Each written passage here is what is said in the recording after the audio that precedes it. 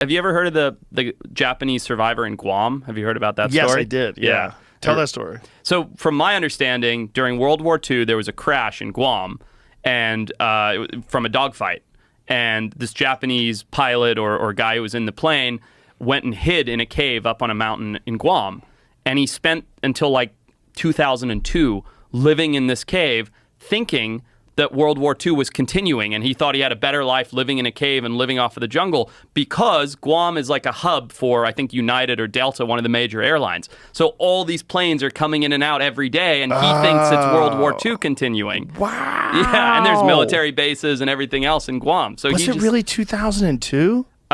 Jamie would have to look, but it was very recent. Like the 80s or something. I didn't know it was like that's he must have been old as fuck. Yeah, he was like in his 70s or so. I don't. I'm probably getting the date wrong. We'll but find it. But yeah, still, that's so crazy. But can you imagine? How would you know? How would you know? And what if you fucked up and went in too early? Right. You know, and then it is still World War II, and they shoot you. Exactly. You just hang out for another year. Yep. Just I'll spend a couple more days in the cave. Oh my God. So what is There's it? two stories actually. We'll go with this one first. Is the one you were talking about. This one 97. 97. Oh, well, died in 97. Died in 97. Yeah. So years of service 41 to 45, and then it says 1972. I guess. Do you see that? 28 years of hiding in the jungles of Guam. Yeah, I think that's what we're talking about there with 45. So they found him in 72. I just saw a story this morning, which it's not new. It apparently was in 2013. There was a man. A man took his two sons after Vietnam came, and they were hid in the woods for 40 years. Wow. Forced to live off rats and make loincloths out of tree bark. Man who spent 41 years living in the jungle after fleeing Vietnam War makes emotional return to his former home. 41 years. Look at the picture of him. Social skills, obviously, and he didn't know what a woman was. He said really? His father didn't tell him what a woman was. They saw 5 people their whole life and hid from him in the woods when they saw him. This is according to what I read earlier today. God. Do you think... Oh, my God. Like, would you... If you're put into his position, is it worth living like 85? That? His father was. Oh. Father 85. I just looked at that really quick. I'm like, God damn, he looks great. Maybe that's how we're supposed to live. Yeah, rat head was his favorite. Rat head. Dude, well, who doesn't like a good rat head? Why is his haircut so good? That's a good question. This is bullshit. I think this is after they found him and they took him back to take pictures and he was probably showing them what he was doing the whole time. They redressed him. This is horseshit. Look right here. Yeah, they redressed him. After they redressed him in rags. Yeah, that's what he looked like for the photos. That's what he looked like when they found him? That's a little better. Yeah, that looks like a guy living in the woods. Wow. Rat head. He was eating rat heads. What does it say? His son was killed? What does it say? I'm not sure. One day his wife and two of his sons were killed by a mine explosion, putting him in a state of shock. He took his 2-year-old son and fled into the jungle, thereafter never having any contact with anyone else. The pair survived by foraging fruit and cassava from the forest and planting corn. They wore loincloths made of tree bark and lived in a timber hut raised 5 meters above the ground. Cassava is not the stuff that you need to boil and filter and strain. No. What am I thinking of? That's the other probably stuff. Taro root. Is that what it is? Yeah, cassava is like a potato, basically. Right, yeah. right. What is the one that like actually has strychnine in it? It's very common in the jungle of Central America and South America. I think taro is what you're referring to because it's very starchy and basically inedible until you boil it down. Is that what it is? I think so.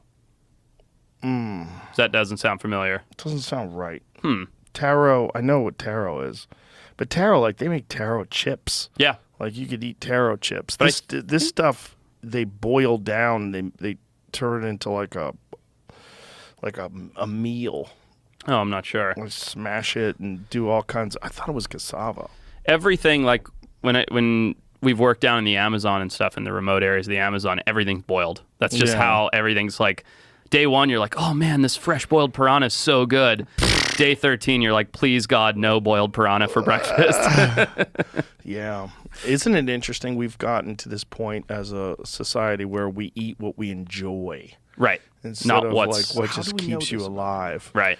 I was with Steve Ranella once, and he caught a beaver, and we cooked the beaver. And one of the things that he cooked was the beaver tail. and he said that it was a staple amongst trappers. Okay. That they really liked beaver tail because it was a good concentration of fat. It was a great source of fat. I imagine it's just a big fatty tissue. Disgusting. Yeah, I bet. But when you're dying of fat, like you need fat, Right. like you're starving. Right. Like fat is literally what you crave, then it becomes delicious. Sure. Like, then it's not a matter of, oh, I prefer fried chicken. Well, Right. I'm a pizza Right. guy myself. It's not, we eat based on our flavor preferences. It is interesting because taste is so elemental to what we decide to do every single day. Oh, I like this, I like that. But that's not the point of food. Right. The point of food is nourishment, right? It's to keep your body strong and you continue to have energy. And yet we just we've completely abandoned that notion. In fact, so much so that we have the opposite problem where we're overnourishing, at least with fats and oils and things like that constantly. Yeah. Yeah, if people could come from the past, back from those pioneer days, and see people today, they'd be like, "Oh my God, this is wild!" They probably think it was everyone's great. fat. They probably because that was like a sign of being healthy back then and wealthy, right? If you could afford to be fat, they'd be like, "Wow, this is great." Well, I don't know about healthy, but it was No. definitely a sign of wealth, and the fact that you didn't have to work. And so, like when you look at those paintings from the Renaissance of those Rubenesque women, like that was attractive. Like we were psyched if you found a big fat lady. Yeah, big old like, gal. Yeah, that girl, she's eating good. That's what I like. That's what I needed. I don't like some skinny farmer lady. I like some royal lady who gets to just have fruit given to her while she lays down.